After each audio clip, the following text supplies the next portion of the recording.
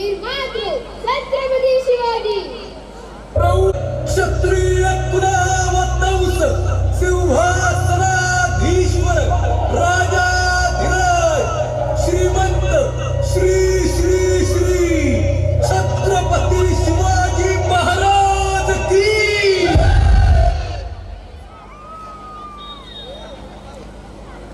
ಛತ್ರಪತಿ ಶಿವಾಜಿಯ ಈ ದೇಹ ಬೆಳಗದ್ದು ಮರಾಠ ಬಾಂಧವರ ಉಪ್ಪುಂಡು.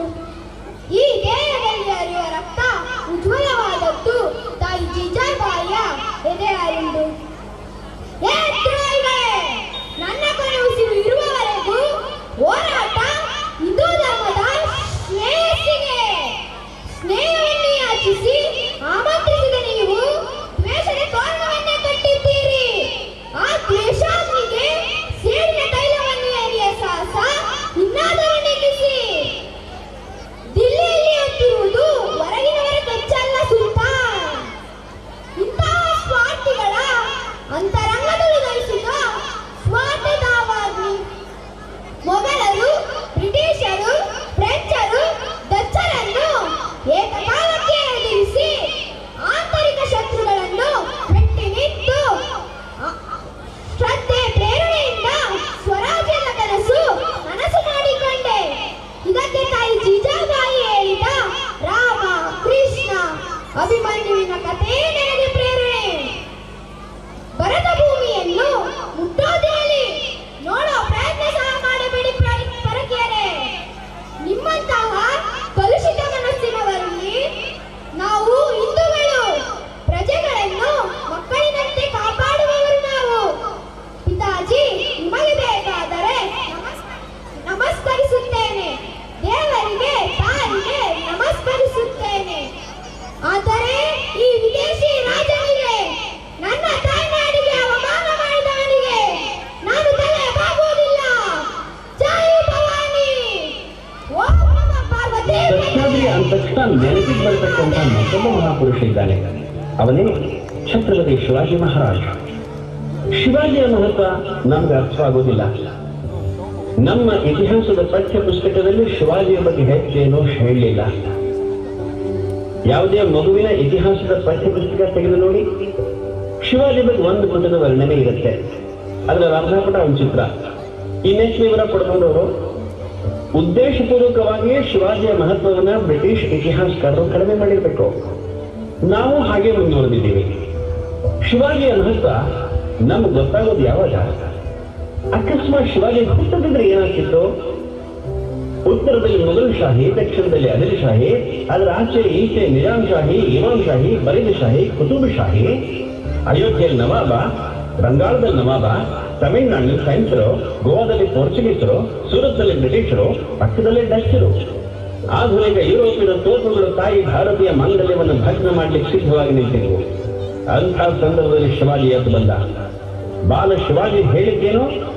ಹಿಂದೂ ಧರ್ಮ ಪ್ರತಿಷ್ಠಾಯ ಸಿದ್ಧ ಸದಾವಯಂ. ನಮ್ಮ ರಾಷ್ಟ್ರ, ಧರ್ಮ, ಸಂಸ್ಕೃತಿಗಳ ವಿನಾಶದ ಅಂಟನ್ನು ತಲುಪಿದಾಗ ಅದರ ಸಂರಕ್ಷಣೆಗೋಸ್ಕರ ಎದ್ದು ಬಂದ ಶಿವಾಂಶ ಆತ ಅಂತ ಸ್ವಾಮಿ ವಿವೇಕಾನಂದರು ಹೇಳಿದ್ದಾರೆ. ಸೊಸೆ ತಾಳಿ ಕಟ್ಕೊಂಡು ಅತ್ತೆ ಮಾಂಗಲ್ಯ ಬಿಚ್ಚಿಟ್ಟು ಒಂದೇ ಮನೆಯಲ್ಲಿ ಒಂದೇ ದಿನ 13 ವರ್ಷದ ಹುಡುಗ ರಾಯ್ಬಾ ಮದುವೆ ಆಗ್ತಿದ್ದಂತೆ ಅಪ್ಪನ ಕಳ್ಕೊಂಡ. ತಂದೆಯ 12ನೇ ದಿವಸದ ಕೆಲಸ ಮುಗಿಸಿ ಅಪ್ಪನ ಖಡ್ಗ ಹಿಡ್ಕೊಂಡು 18ನೇ ದಿವಸ ರಣಾಂಗಣ ಕೆಲಸ ಮುಗಿತಾನೆ. ತಂದೆ ಕೆಲಸ ಪೂರೈಸೋದಕ್ಕೋಸ್ಕರ ಮದುವೆ ಆದ ತಕ್ಷಣ ಯಾವ ಶಾಲಾ ಕಾಲೇಜುಗಳಲ್ಲಿ ಈ ರೀತಿಯ ದೇಶಭಕ್ತಿ ಶಿಕ್ಷಣ ಇವತ್ತು ಕೊಳ್ಳಿಕ್ಕೆ ಸಾಧ್ಯ ಆಗ್ತಾ ಇದೆ? ತಂಜಾವೂರಿನಿಂದ ಮುಂಬೈ ಮೂಲಕ ಸೂರತ್ತಿನ ತನಕ ಮಿಂಚಿನ ವೇಗದಲ್ಲಿ ಸಂಚರಿಸ್ತಾನೆ. ಪ್ರತ್ಯಕ್ಷ ಔರಂಗಜೇಬನ ಆಸ್ಥಾನಕ್ಕೆ ಹೋಗಿ ಆ ವಿಷಸರ್ಪದ ಹೆಡೆ ಮೆಟ್ಟಿ ಬಾಲ ತಿರುವಿ ಅವನ ಸೆರೆಮನೆ ಸೇರಿ ಆಶ್ಚರ್ಯಕರವಾದ ರೀತಿಯಲ್ಲಿ ಪಾರಾಗಿ ಬರ್ತಾನೆ. ಕೊನೆಗೊಮ್ಮೆ 1674 ಆನಂದರಾಮ ಸಂವತ್ಸರದ ಜ್ಯೇಷ್ಠ ಶುದ್ಧ ತ್ರಯೋದಶಿ ದಿನ ರಾಯಗಢದಲ್ಲಿ ಸಿಂಹಾಸನವನ್ನೇ ಛತ್ರಪತಿಯಾಗಿ ನಮ್ಮ ಸಮಾಜದ ಶ್ರದ್ಧಾ ಕೇಂದ್ರ ಆದ. ಮಾನವತ್ವಕ್ಕೆ ಹೆಸರಾದ ಖಾಲ್ಸಾ ಪಡೆಯ ರಚನೆಕಾರ, ಭಾರತ ಮಾತೆಯ ಇನ್ನೋರ್ವ ವೀರಪುತ್ರ ಗುರು ಗೋವಿಂದ ಸಿಂಹ.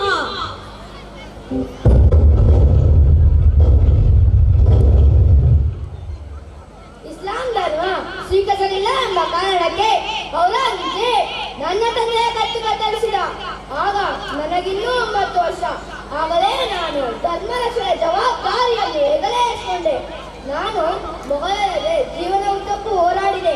ಆದರೆ ನನ್ನ ಗುರಿ ಧರ್ಮವನ್ನು ರಕ್ಷಿಸುವುದು ಮತ್ತು ದಬ್ಬಾಳಿಕೆ ವಿರುದ್ಧ ಹೋರಾಡುವುದಾಗಿತ್ತು. ತಾಯಿಯ ಮಡಿಲಲ್ಲಿ ಮತ್ತೆ ಹುಟ್ಟಿ ಬಂದು ಭಾರತ ಮಾತೆ ಸೇವೆಗೆ ಸದಾ ಸಿದ್ಧ. ಈ ಕಾರ್ಯ ಸರ್ವನಿರಂತರ. ಬೋಲೋ ಸೋನಿಯಾ ಸತ್ ಶ್ರೀ ಅಕಾಲ್. ತನ್ನ ತಂದೆಯನ್ನೇ ಜೈಲಿಗೆ ತಳ್ಳಿದ, ಅಣ್ಣನನ್ನು ಸಾರ್ವಜನಿಕವಾಗಿ ಭಯಾನಕ ರೀತಿಯಲ್ಲಿ ಕೊಲೆ ಮಾಡಿಸಿದ ಮಹಾಪಾತಕಿ ನರರೂಪ ರಕ್ಕಸ ದೆಹಲಿಯ ಸಿಂಹಾಸನದ ಮೇಲೆ ಕುಳಿತಿದ್ದ ಕಾಲ. ಇಡೀ ಭಾರತದ ಮೇಲೆ ಧಾರ್ಮಿಕ ದೌರ್ಜನ್ಯಗಳು ನಡೀತಿದ್ದ ಕಾಲ. ಒಂದೇ ಸಮಕ್ಕೆ ಬಲವಂತದ ಮತಾಂತರಗಳು ನಡೀತಿದ್ದ ಕಾಲ. ಅವತ್ತಿಗೆ ಮೊಘಲರ ಅತ್ಯಾಚಾರದ ವಿರುದ್ಧ ಶಿವಾಜಿ ಮಹಾರಾಜನ ನಂತರ ಮತ್ತೊಬ್ಬ ಮಹಾಪುರುಷನ ಜನನ ಆಗಿತ್ತು. ಆತ ಧರ್ಮ ರಕ್ಷಣೆಗಾಗಿ, ಮತಾಂತರ ಅತ್ಯಾಚಾರಗಳ ವಿರುದ್ಧ, ಇಲ್ಲಿನ ಅಸಹಾಯಕರನ್ನು ಕಾಪಾಡೋದಕ್ಕಾಗಿ ಒಂದು ಧಾರ್ಮಿಕ ಸೈನ್ಯವನ್ನು ಸ್ಥಾಪಿಸಿದ. ಮೊಘಲರ ವಿರುದ್ಧ, ಅವರ ಸಾಮಂತರ ವಿರುದ್ಧ ಬದುಕಿದ್ದಷ್ಟು ದಿನ ಹೋರಾಡ್ತಲೇ ಬಂದ. ಆ ಭಯಾನಕ ಹೋರಾಟದಲ್ಲಿ ತನ್ನ 4 ಮಕ್ಕಳನ್ನು ಕಳ್ಕೋಬೇಕಾಗಿ ಬಂದರೂ ಕೂಡ ಎದೆಗುದ್ದಲಿಲ್ಲ. ಎಲ್ಲೂ ಕೂಡ ಸೈದ್ಧಾಂತಿಕವಾಗಿ ರಾಜಿ ಮಾಡಿಕೊಳ್ಳಿಲ್ಲ.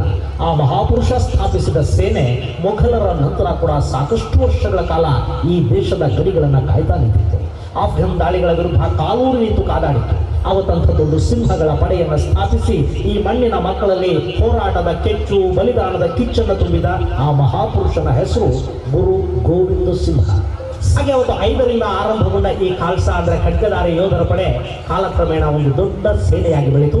ಗುರು ಗೋವಿಂದ ಸಿಂಹರು ಮೊಘಲರಿಗೆ ಪರ್ಯಾಯವಾಗಿ ಸಿಖ್ ಸೇನೆಯನ್ನು ಬೆಳೆಸತೊಡಗಿದರು. ಮೊಘಲರಂತೆ ದರ್ಬಾರ್ ನಡೆಸತೊಡಗಿದರು. ಮೊಘಲರಿಂದ ತೊಂದರೆಗೊಳಗಾದವರ ನೆರವಿಗೆ ನಿಂತರು. ಮೊಘಲರ ಆಕ್ರಮಣಗಳ ಸಂದರ್ಭಗಳಲ್ಲಿ ಹಿಮಾಲಯ ಪ್ರದೇಶದ ಸಣ್ಣ ಪುಟ್ಟ ಸ್ವತಂತ್ರ ಅರಸರಿಗೆ ಈ ಸಿಖ್ಖರ ಖಾಲ್ಸಾ ಪಡೆ ಸಹಾಯಕ್ಕೆ ನಿಂತುಕೊಳ್ಳೋದಕ್ಕೆ ಶುರು ಮಾಡಿತು. ಗುರು ಗೋವಿಂದ ಸಿಂಹರ ಇನ್ನಿಬ್ಬರು ಮಕ್ಕಳನ್ನ ಮತ್ತು ತಾಯಿಯನ್ನ ಸರ್ಹಿಂದ್ ಪ್ರಾಂತದ ಔರಂಗಜೇಬನ ಗವರ್ನರ್ ವಾಜಿರ್ ಖಾನ್ ಬಂಧನಕ್ಕೀಡು ಮಾಡ್ತಾನೆ. ಹಾಗೆ ಬಂಧಿಸಲ್ಪಟ್ಟ ಜೋರಾರ ಸಿಂಹನಿಗೆ 8 ವರ್ಷ, ಫತೇ ಸಿಂಹನಿಗಾಗ 5 ವರ್ಷ. ಆ ಎಳೆ ಕಂದಮ್ಮಗಳನ್ನ ಇಸ್ಲಾಂಗೆ ಮತಾಂತರಗೊಳ್ಳೋದಕ್ಕೆ ತಿಳಿಸಲಾಗುತ್ತೆ. ಆದರೆ ಆ ಸಿಂಹದ ಮರಿಗಳು ರಾಜ್ಯಸಭೆಯಲ್ಲೇ ಗರ್ಜಿಸುತ್ತವೆ. ಅವರ ಮಾತುಗಳನ್ನ, ಪ್ರಖರವಾದ ಉತ್ತರಗಳನ್ನ ಕೇಳಲಾಗದ ವಾಜಿರ್ ಖಾನ್ ಆ ಮುದ್ದು ಕಂದಮ್ಮಗಳನ್ನ ಜೀವಂತವಾಗಿ ಸಮಾಧಿ ಮಾಡಿಸ್ತಾನೆ. ಆ ವಿಷಯ ಕೇಳಿ ಅಜ್ಜಿ ಅಂದ್ರೆ ಗುರು ಗೋವಿಂದ ಸಿಂಹರ ತಾಯಿ ಎದೆ ಒಡೆದು ಸಾವಿಗೀಡಾಗ್ತಾರೆ. ಮಾತುಕತೆಗಾಗಿ ಗುರು ಗೋವಿಂದ ಸಿಂಗರನ್ನ ಇವತ್ತಿನ ನಾಂದೇಡಿಗೆ ಕರೆಸ್ಕೊಳ್ತಾನೆ. ಅಲ್ಲಿರುವಾಗಲೇ ಮೊಘಲರು ಮೋಸದಿಂದ ಗುರು ಗೋವಿಂದ ಸಿಂಹರ ಮೇಲೆ ಕೊಲೆ ಯತ್ನ ಮಾಡಿಸ್ತಾರೆ. ಆ ಕ್ಷಣದಲ್ಲಿ ಕೂಡ ತಮ್ಮನ್ನ ಕೊಲ್ಲೋದಕ್ಕೆ ಪ್ರಯತ್ನಿಸಿದ ಹಂತಕರನ್ನ ಕತ್ತರಿಸಿ ಹಾಕಿದ ಗುರು ಗೋವಿಂದರು ತೀವ್ರವಾಗಿ ಗಾಯಗೊಂಡರು. ಎದೆಗೆ ಹಂತಕ ಇರದಿದ್ದ. ಆ ಗಾಯದಿಂದ ಚೇತರಿಸಿಕೊಳ್ಳೋದಕ್ಕೆ ಅವರಿಗೆ ಸಾಧ್ಯವಾಗಲಿಲ್ಲ. ಕೆಲವೇ ದಿನಗಳಲ್ಲಿ ಗೋವಿಂದ ಸಿಂಹ ಸ್ವರ್ಗಸ್ಥರಾದರು.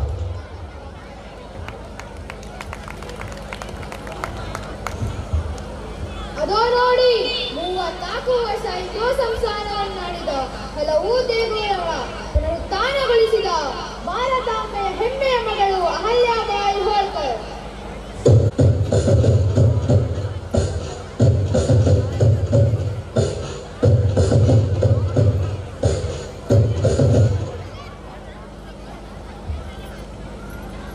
ಮತಾಂತರ ದಾಳಿಗೆ ಸಿಲುಕಿದ ನಿಗದಿತ ಸನಾತನ ದೇವಾಲಯಗಳ ಪುನರ್ನಿರ್ಮಿಸಿ ಹಿಂದೂ ಸಂಸ್ಕೃತಿಯ ಪುನರುತ್ಥಾನಗೊಳಿಸಿದೆ. ಔರಂಗಜೇಬನ ವಕ್ರದೃಷ್ಟಿಗೆ ಸಿಲುಕಿ ಹೆಸರಿದಂತಾದ ವಾರಣಾಸಿ, ಅಯೋಧ್ಯೆ, ಮಥುರಾ, ಕಾಶಿ ಜಗನ್ನಾಥ ಇನ್ನಿತರ ದೇಗುಲಗಳ ಪುನರ್ನಿರ್ಮಿಸಿ ಮುಂದಿನ ತಲೆಮಾರಿಗೂ ಹಿಂದೂ ಸಂಸ್ಕೃತಿಯ ಉಳಿಯುವಂತೆ ಮಾಡಿದೆ. ನೆರೆಹಾವಳಿಗೆ ತುತ್ತಾದ ದಾರು ಜನತೆಗೂ ರೈತರಿಗೂ ಪರಿಹಾರ ಧನ ವಿತರಿಸಿದೆ. ಮದ್ಯ ರೂಪದ ವಿಷ ಕುಡಿಸಿ ನಾವು ಆಸ್ಥಾನದ ಬೊಕ್ಕಸ ನಿರ್ಮಿಸಿಕೊಳ್ಳುವುದು ಬೇಡವೆಂದು ಪಾನ ನಿಷೇಧ ಮಾಡಿ ಆಜ್ಞೆ ಹೊರಡಿಸಿದೆ. ಏನು, ಈಸ್ಟ್ ಇಂಡಿಯಾ ಕಂಪನಿ ಸೇನೆ ನಮ್ಮ ಇಂದಿನಲ್ಲಿ ನೆಲೆಬಿಟ್ಟಿದೆಯೇ? ಅದೆಂದೂ ಸಾಧ್ಯವಾಗದು. ನಮ್ಮ ನಾಡಿನ ಸೇನೆ ಹಿಡಿತ ನಮ್ಮದೇ ಆಗಿರುತ್ತದೆ. ಆಂಗ್ಲರೆಂದು ನಮ್ಮವರಾಗಲಾರದು. ಈ ಹಿಂದೂ ಸನಾತನ ಸಂಸ್ಕೃತಿ ಉತ್ತರಿಸಲೆಂದೇ ಈ ವೀರರಾಣಿ ಜನ್ಮವೆತ್ತಿರುವುದು. ಹರರ ಮಹಾದೇವ್. ಅವರನ್ನ ನಾವು ಯಾವತ್ತಿಗೂ ಮರೆಯೋದಕ್ಕೆ ಸಾಧ್ಯ ಆಗೋದಿಲ್ಲ. ಆದರೂ ಅವ್ರ ಬಗ್ಗೆ ನಮಗೆ ಯಾರು ಎಲ್ಲೂ ಇವತ್ತಿನವರೆಗೆ ಹೆಚ್ಚಿನ ಮಾಹಿತಿಯನ್ನು ಹೇಳಿಲ್ಲ. ಅಲ್ಲಿ ಇಲ್ಲಿ ಯಾವುದೋ ರೆಫರೆನ್ಸ್ ಅಲ್ಲಿ ಅವರ ಹೆಸರನ್ನು ನಾವು ಕೇಳೋದಷ್ಟು ಬಿಟ್ರೆ ಅವ್ರ ಬಗ್ಗೆನೇ ತಿಳ್ಕೊಳ್ಳೋ ಪ್ರಯತ್ನವನ್ನ ನಾವು ಕೂಡ ಮಾಹಿತಿ ಕೂಡ ಪುನರ್ನಿರ್ಮಾಣ ಮಾಡಿದವ್ರ ಬಗ್ಗೆ ಇಲ್ಲ ಅನ್ನೋದಿದೆಯಲ್ಲ, ಅದು ಒಂಥರ ಮನಸ್ಸಿಗೆ ದುಃಖವನ್ನು ಉಂಟು ಮಾಡೋ ವಿಷಯ. ಆಕೆ ಮತ್ತಿನ್ನು ಯಾರು ಅಲ್ಲ, ಮಹಾರಾಣಿ ಅಹಲ್ಯಾಬಾಯಿ ಹೋಳ್ಕರ್.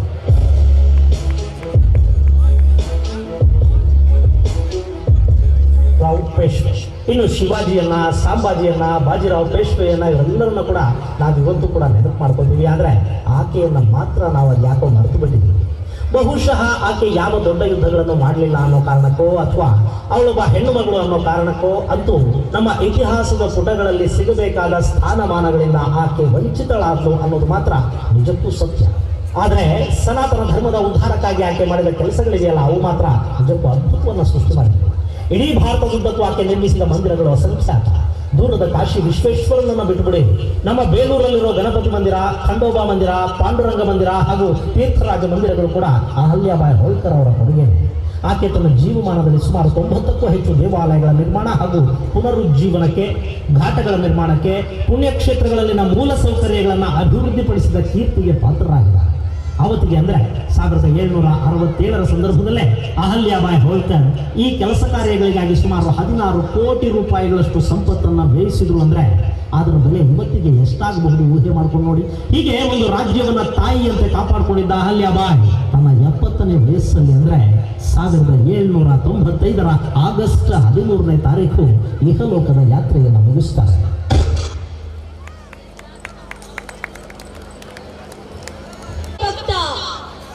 ಭಾರತ ಮಾತೆಯ ಇನ್ನೋರ್ವ ವೀರತೆ.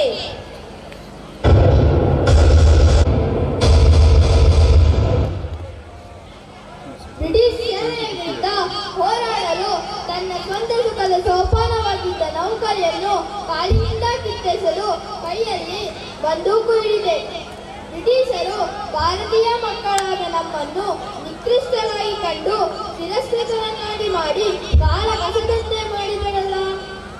ಅವಮಾನಕರವಾದ ಈ ಬದುಕಿಗಿಂತ ಸಾವು 1000 ಪಾಲು ಮೇಲು. ದೇಶದ ಉಳಿವಿಗಾಗಿ ನಾನು ನನ್ನ ದೇಹವನ್ನು ನೇಣುಗಂಬಕ್ಕೆ ಅರ್ಪಿಸಬೇಕಾಯಿತು. ನನ್ನ ತ್ಯಾಗದಿಂದ ನಿಮ್ಮನ್ನು ದಾಸ್ಯದಿಂದ ಉದ್ಧರಿಸಲು ಶಕ್ತನಾಗುವುದಾದರೆ ನಾನೇ ಧನ್ಯ. ಇದೇ ಮಣ್ಣಿನಲ್ಲಿ ಮತ್ತೊಮ್ಮೆ ಮೈದರೆತು ಈ ಕ್ರಾಂತಿಯ ಕಹಳೆ ಮತ್ತೆ ಮತ್ತೆ ಕೇಳಿಸಬೇಕು. ಹಿಂದೂ ದೇವರವನಿಗೆ ಬೂಟು ಕಾಲಿನಿಂದ ನುಗ್ಗುವುದು, ಹಿಂದೂ ಸ್ತ್ರೀಯರನ್ನು ಅವಮಾನಿಸುವುದನ್ನು ನಾನು ಖಂಡಿಸುತ್ತೇನೆ. ಜಿಲ್ಲಾ ಕಲೆಕ್ಟರ್ ರಾಣ್ಣ ಕೊರಳು ಬಗೆದು ತಾಯಿ ಭಾರತಿಗೆ ರಕ್ತದಕ್ಷಿಣೆ ಮಾಡಿದೆ. ನಮ್ಮ ಪವಿತ್ರ ಸಿಂಧೂ ನದಿಯ ತೀರದಲ್ಲಿ ತಾಯಿ ಭಾರತಿ ಸ್ವರೂಪ ಸಂಕೇತ ಭಗವಧ್ವಜ ಎಲ್ಲಿಯವರೆಗೆ ಹಾರುವುದಿಲ್ಲವೋ ಅಲ್ಲಿಯ ತನಕ ಈ ಹೋರಾಟ ನಿಲ್ಲುವುದಿಲ್ಲ. ಭಾರತ್ ಮಾತಾ ಕಿ ಜೈ. ಗೆಳೆಯರೇ, ಅದು ಕ್ರಿಸ್ತ ಶಕ 1883 ಫಾಲ್ಗುಣ ಮಾಸದ ದಿನಗಳು. ಅವನ ಕಾಲುಗಳಲ್ಲಿ ಎದ್ದು ನಿಲ್ಲೋದಕ್ಕೆ ಕೂಡ ಶಕ್ತಿ ಇರಲಿಲ್ಲ. ಆದರೂ 5000 ಕಿಲೋಮೀಟರ್ ಮನೆ ಮಾಡಿತ್ತು. ಹೀಗೆ ಒಂದು ಬ್ರಿಟಿಷ್ ಸಾಮ್ರಾಜ್ಯದ ಅಭೇದ್ಯ ಕೋಟೆಯಲ್ಲಿ ಭಾರತದ ಸ್ವಾತಂತ್ರ್ಯದ ಕನಸನ್ನ ಕಾಣ್ತಿದ್ದ ಆ ಹೋರಾಟಗಾರನ ಹೆಸರು ವಾಸುದೇವ ಬರುವಂತ ಫಡ್ಕೆ. ಅಲ್ಲಿ ಬ್ರಿಟಿಷರ ಸೈನಿಕ ಕಚೇರಿಯಲ್ಲಿ ಲೆಕ್ಕಪತ್ರ ವಿಭಾಗದಲ್ಲಿ ಫಡ್ಕೆಗೆ ಕೆಲಸ ಕೂಡ ಸಿಕ್ಕಿತ್ತು. ಆರಂಭದ ದಿನಗಳಲ್ಲಿ ಅವನೊಬ್ಬ ಸಾಮಾನ್ಯ ನೌಕರನಂತೆ ಕೆಲಸ ಮಾಡ್ತಿದ್ದ. ಆದರೆ ದಿನ ಕಳೆದ ಹಾಗೆ ಫಡ್ಕೆಯ ಮನಸ್ಸಲ್ಲಿ ಸ್ವಾತಂತ್ರ್ಯದ ಕಿಚ್ಚು ಹತ್ಕೊಳ್ತು. ಅಲ್ಲವತ್ತು ಆ ಹುಡುಗನನ್ನ ಸ್ವಾತಂತ್ರ್ಯ ಹೋರಾಟದ ಕಡೆಗೆ ಮುನ್ನಡೆಸಿದ್ದು ಅವನ 2 ಮಾರ್ಗದರ್ಶಕರು. ಆ ಪೈಕಿ ಒಬ್ಬರು ಫಡ್ಕೆಯ ಗುರು ಅಂತಲೇ ಕರೆಸಿಕೊಳ್ತಿದ್ದ ಕ್ರಾಂತಿವೀರ ಲಾಹೋಜಿ ಸಾಳ್ವೆ. ಇನ್ನೊಬ್ಬರು ಅವತ್ತಿಗೆ ಬ್ರಿಟಿಷರ ವಿರುದ್ಧದ ಪ್ರಬಲ ದನಿಯಾಗಿ ಗುರುತಿಸಿಕೊಂಡಿದ್ದ ಮಹದೇವ ಗೋವಿಂದ ರಾನಡೆ. ಭಾರತದಿಂದ ಬ್ರಿಟಿಷರನ್ನು ಹೊರಗಟ್ಟಿ ಈ ದೇಶವನ್ನು ಸ್ವತಂತ್ರಗೊಳಿಸಬೇಕು ಅನ್ನೋ ಅವತ್ತಿನ ಹೋರಾಟಗಾರರ ಮಾತುಗಳು ಅವನನ್ನು ಪ್ರಭಾವಿತಗೊಳಿಸಿದ್ರು. ತಾಯಿಯ ಸಾವು ಅವನ ಬದುಕಿನ ದಿಕ್ಕನ್ನೇ ಬದಲಿಸಿಬಿಡ್ತು. ಇನ್ನು ಸರ್ಕಾರಿ ಕೆಲಸ, ದುಡಿಮೆ ಯಾವುದರ ಅವಶ್ಯಕತೆಯೂ ಅವನಿಗೆ ಕಾಣಲಿಲ್ಲ. ಹೆತ್ತ ತಾಯಿಯಂತೂ ಇಲ್ಲ. ಹೊತ್ತು ತಾಯಿಯ ಋಣ ತೀರಿಸ್ತೀನಿ ಅಂತ ಹೊರಟು ನಿಂತ ವಾಸುದೇವಕ್ಕೆ ಜನರನ್ನ ಸಂಘಟಿಸೋ ಕೆಲಸಕ್ಕೆ ಕೈ ಹಾಕಿಬಿಟ್ಟ. ನಾನಾ ಸಾಹೇಬರಿಂದ ಹಿಡಿದು ದೆಹಲಿಯ ಮೊಘಲ್ ಅರಸರವರೆಗೆ ಯಾವ ಪ್ರಯತ್ನಗಳೇ ವಿಫಲವಾಗಿದ್ದವು. ಹೀಗಿದ್ದಾಗ ಒಬ್ಬ ಸಾಮಾನ್ಯ ಕಾರಕೋನ ಸೂರ್ಯಾಮೃಗದ ಸಾಮ್ರಾಜ್ಯದ ವಿರುದ್ಧ ಸಂಘಟಿಸಿದ್ದ ಹೋರಾಟ ಇನ್ನೆಷ್ಟು ದಿನ ನಡೆಯೋದಕ್ಕೆ ಸಾಧ್ಯ? ಹಾಗಂತ ಫಡ್ಕೆಯ ಹೋರಾಟವನ್ನು ನಿರ್ಲಕ್ಷಿಸುವ ಹಾಗಿರಲಿಲ್ಲ. ಅವನು ಬ್ರಿಟಿಷರ ವಿರುದ್ಧ ಮಜಬೂತಾಗಿ ಹೋರಾಟವನ್ನು ಸಂಘಟಿಸಿದ್ದ. ಬ್ರಿಟಿಷ್ ಅಧಿಕಾರಿಗಳ ತಲೆಗೆ ಬಹುಮಾನ ಘೋಷಿಸಿದ್ದ ಆ ಮಹಾನ್ ಕ್ರಾಂತಿಕಾರಿಯ ಹೋರಾಟ ಹೇಗೆಲ್ಲಾಯಿತು? ಶ್ರೀಮಂತ ದೇಶಭಕ್ತ ರಾಷ್ಟ್ರೀಯ ಸ್ವಯಂ ಸೇವಕ ಸಂಘದ ಸ್ಥಾಪಕರಾದ ಕೇಶವ ಬಲಿರಾಮ್ ಹೆಗಡೆಕರ್.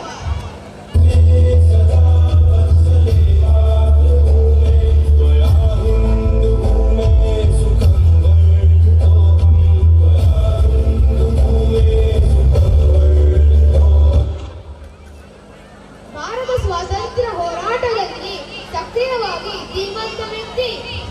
ಅಷ್ಟೇ ಅಲ್ಲ, ವಂದೇ ಮಾತರಂ ಹಾಡು ಹಾಡುವುದೇ ಅಪರಾಧ ಎನ್ನುವ ಕಾಲದಲ್ಲಿ ಶಾಲಾ ದಿನಗಳಲ್ಲಿ ವಂದೇ ಮಾತರಂ ಹಾಡಿದಕ್ಕಾಗಿ ಇವರನ್ನು ಹೊರದಬ್ಬಿದರು. ನಂತರ ಇವರು ಕೋಲ್ಕತ್ತಾಗೆ ತೆರಳಿ ಉನ್ನತ ವಿದ್ಯಾಭ್ಯಾಸ MBBS ಮುಗಿಸಿ ವೈದ್ಯರಾದರು.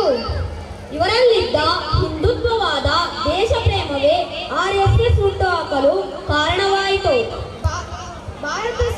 ಭಾರತವು ವಿದೇಶಿಯರ ಆಕ್ರಮಣಕ್ಕೆ ಒಳಗಾಗಿ ಒಡ್ಡಾಡುತ್ತಿದ್ದಾಗ ಬ್ರಿಟಿಷರನ್ನು ಭಾರತದಿಂದ ಹೊರಹಾಕಬೇಕು, ಈ ಮೂಲಕ ಪೂರ್ಣ ಹಿಂದೂ ರಾಷ್ಟ್ರವನ್ನು ಕಟ್ಟಬೇಕೆಂಬುದು ಇವರ ಧ್ಯೇಯವಾಗಿತ್ತು. ಬಲವಾದ ಮತ್ತು ಸ್ವತಂತ್ರ ರಾಷ್ಟ್ರ ನಿರ್ಮಾಣಕ್ಕಾಗಿ ಶಿಸ್ತುಬದ್ಧ ಹಾಗೂ ಏಕೀಕೃತ ಸಮುದಾಯವನ್ನು ರೂಪಿಸುವ ಗುರಿಯನ್ನು ಹೊಂದಿದ್ದರು. ವಂದೇ ಮಾತರಂ! ಭಾರತ್ ಮಾತಾ ಕೀ ಜೈ!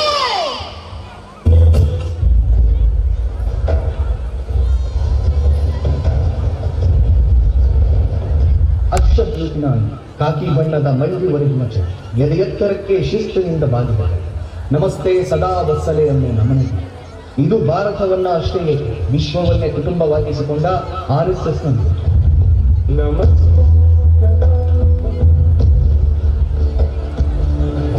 RSS ಕೇವಲ ಸಂಘಟನೆ, ಇದೊಂದು ಸಮಾಜ. ನಮ್ಮೊಳಗಿದ್ದು ನಮ್ಮನ್ನ ಸಲಹುವ ಹಾದಿ ಅಂದ್ರೆ ಖಂಡಿತ ತಪ್ಪಿದೆ. ರಾಷ್ಟ್ರೀಯ ಸ್ವಯಂ ಸೇವಕ ಸಂಘ ಆರಂಭದಲ್ಲಿ ಹಿಂದೂಗಳನ್ನ ಸಂಘಟಿಸುವ ಉದ್ದೇಶಕ್ಕೆ ಹುಟ್ಟಿಕೊಂಡಿದ್ದಾತು. ಈಗ ಇದರ ಉದ್ದೇಶ ಸಮಾಜದ ಸಂಘಟನೆ. ಒಂದು ಸಂಘವಾಗಿ ಹುಟ್ಟಿದ RSS ಈಗ 47 ಉಪ ವಿಭಾಗಗಳ ಜೊತೆಯಲ್ಲಿ ಸಮಾಜಮುಖಿಯಾಗಿ ಬೆಳೆದಿದೆ. 1925 ಸೆಪ್ಟೆಂಬರ್ 27ರ ವಿಜಯದಶಮಿ ಶುಭ ಮುಹೂರ್ತದಲ್ಲಿ ಜನಿಸಿದ ಕೂಸು RSS. ವೈದ್ಯಕೀಯ ಶಿಕ್ಷಣ ಪಡೆದು ಸಮಾಜದ ಸಂಘಟನೆಗೆ ನುಡಿದ ಡಾಕ್ಟರ್ ಕೇಶವ ಬಲಿರಾಮ್ ಹೆಗಡೆಕರ್ ಇದರ ಜನಕ. ಐವರನ್ನ ಸೇರಿಕೊಂಡು ಅಂದು ಡಾಕ್ಟರ್ ಕೇಶವ ಬಲಿರಾಮ್ ಹೆಗಡೆಕರ್ ತಮ್ಮ ಮನೆಯಲ್ಲೇ ಹುಟ್ಟು ಹಾಕಿದ ಸಂಘಟನೆ ಇಂದು ವಿಶ್ವದ ಅತಿದೊಡ್ಡ ಸಂಘಟನೆಯಾಗಿ ಹೆಮ್ಮರವಾಗಿ ಬೆಳೆದಿದೆ. ಸಂವಿಧಾನ ಶಿಲ್ಪಿ ಡಾಕ್ಟರ್ VR ಅಂಬೇಡ್ಕರ್ ಕೂಡ ಗಾಂಧಿಯವರನ್ನ ಅಲಿ ಸಹೋದರರ ಸಂಘಟನೆ ಬೆಂಬಲಿಸಿದ್ದಕ್ಕೆ ಅಸಮಾಧಾನ ವ್ಯಕ್ತಪಡಿಸಿದರು. ಇದೆಲ್ಲವೂ ಆಗ ತಾನೇ ವೈದ್ಯಕೀಯ ಶಿಕ್ಷಣ ಮುಗಿಸಿದ್ದ ಡಾಕ್ಟರ್ ಕೇಶವ ಬಲಿರಾಮ್ ಹೆಗಡೆಕರ್ ಅವರನ್ನ ಕಾಡಿ. ಅಂತಹ ಹೊತ್ತಿನಲ್ಲಿ ತನ್ನವರಿಗಾಗಿ ನುಡಿದ ಡಾಕ್ಟರ್ ಕೇಶವ ಹೆಗಡೆಕರ್ ತ್ಯಾಗ, ಸಮಾನತೆ ಮತ್ತು ತನ್ನವರಿಗಾಗಿ ನುಡಿಯುವ ಎಲ್ಲದಕ್ಕಿಂತ ಮುಖ್ಯವಾಗಿ ದೇಶವನ್ನೇ ಮೊದಲೆಂದು ಭಾವಿಸುವ ಸಂಘಟನೆಯೊಂದರ ಅಗತ್ಯವನ್ನು ಮಾಡಿದರು. ಈ ರಾಷ್ಟ್ರವಾದಿ ಕಲ್ಪನೆ ಮತ್ತು ಚಿಂತನೆ RSS ಜನನಕ್ಕೆ ಕಾರಣವಾಯಿತು.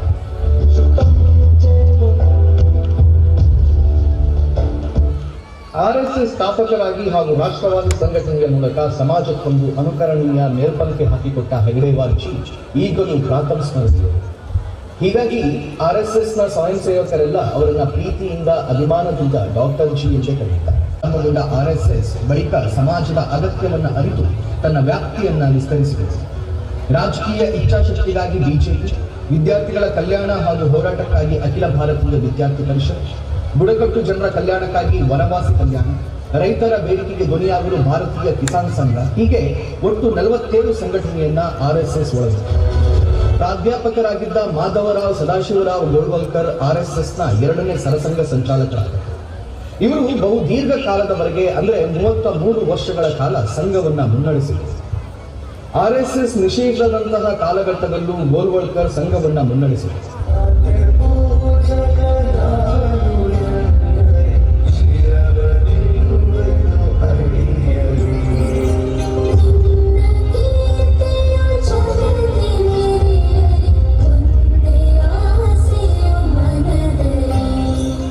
ನಾಲ್ಕು 4117 ಶಾಖೆಗಳು ಪ್ರತಿನಿತ್ಯ 1 ಗಂಟೆಯ ಚಟುವಟಿಕೆಗಳನ್ನು ನಡೆಸುವ ಮೂಲಕ ಸಂಘಟನೆಯನ್ನ ಮುನ್ನಡೆಸುತ್ತಿದ್ದಾರೆ. ಸೇವೆ ಎಂಬ ಯಜ್ಞದಲ್ಲಿ ಸಮಿತಿಯಂತೆ ಉಳಿಯುವ ಇದು RSS ಧ್ಯೇಯ ಗೀತೆಯಲ್ಲಿ ಬರುವ ಸಾಲು. ಇದರಂತೆ RSS ಪ್ರಮುಖ ಉದ್ದೇಶವೇ ಸೇವೆ. ದೇಶದ ಯಾವುದೇ ಪ್ರಾಕೃತಿಕ ವಿಕೋಪದಲ್ಲೂ ಜನಸೇವೆಗೆ ನಿಂತ ಶ್ರೇಯಸ್ಸು RSSಗೆ ಸಲ್ಲುತ್ತದೆ. ಇತ್ತೀಚೆಗೆ ನಡೆದ ಕೇರಳದ ವಯನಾಡ್ ದುರಂತದಲ್ಲೂ RSSನ ಸೇವೆ ಅನನ್ಯವಾಗಿದೆ. ಕೇರಳದ ಸರ್ಕಾರ ಸದಾಕಾಲ RSS ವಿರುದ್ಧ ತನ್ನ ಟೀಕಾಸ್ತ್ರ ಪ್ರಯೋಗಿಸುತ್ತಲೇ ಬಂದಿದೆ. ಆದರೂ ಯಾವುದೇ ರಾಗ ದ್ವೇಷಗಳಿಲ್ಲದೆ RSS ವಯನಾಡು ಸಂತ್ರಸ್ತರ ಸೇವೆಗೆ ನಿಂತಿದೆ. ಸುನಾಮಿ, ಭೂಕಂಪ, ಪ್ರವಾಹ, ಬರಗಾಲ ಸೇರಿದಂತೆ ಎಲ್ಲ ಸಂದರ್ಭದಲ್ಲೂ RSS ಸ್ವಯಂ ಸೇವಕರ ಜನರ ಸೇವೆಗೆ ನಿಂತಿದ್ದಾರೆ.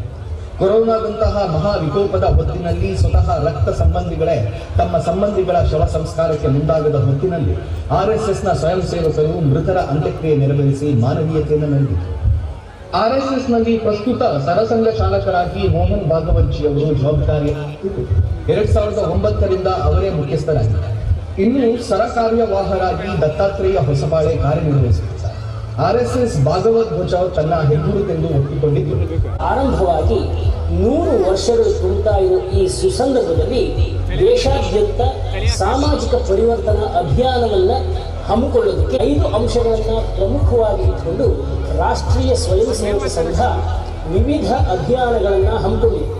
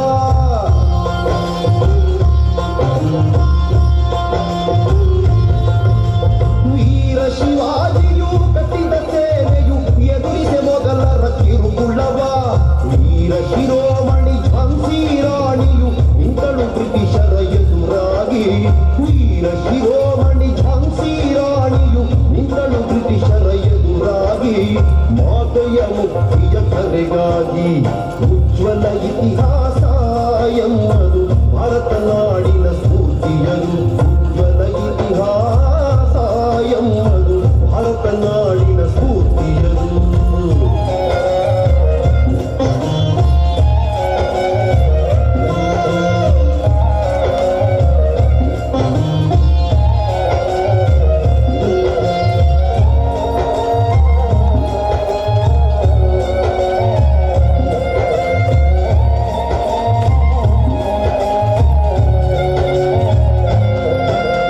ರಕ್ತದಿ ಬರೆದಿಹ ವೀರ ಚರಿತ್ರೆಯ ಪಠಿಸುವ ಪ್ರತಿದಿನ ಹೆಮ್ಮೆಯಲ್ಲಿ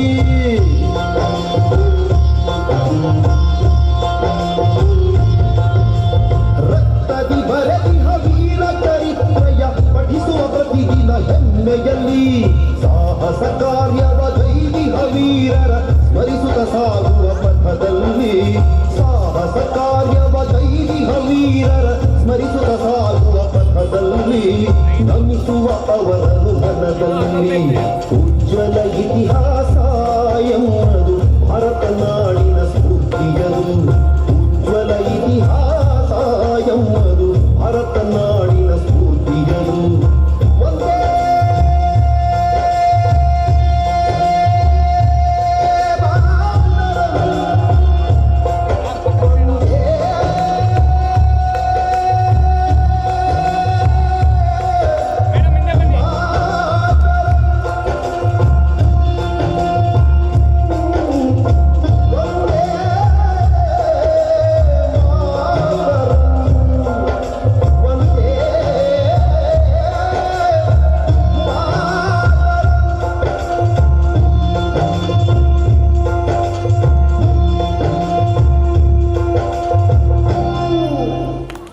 ಆರನೇ ತರಗತಿ ಚೇತನ್ ಗೌಡ, ಗುರು ಗೋವಿಂದ ಸಿಂಹ 5ನೇ ತರಗತಿ ಜಯಂತ್ ಗೌಡ, ಅಹಲ್ಯಾಬಾಯಿ 7ನೇ ತರಗತಿ ಗಗನ, ವಾಸುದೇವ್ ಫಡ್ಕೆ 7ನೇ ತರಗತಿ ಕೋಮಲ್ ಗೌಡ, ಕೇಶವ್ ಬಲಿರಾಮ್ ಹೆಡ್ಗೇವಾರ್ ವೇಷದಲ್ಲಿ 6ನೇ ತರಗತಿ ಪ್ರಣೀತ್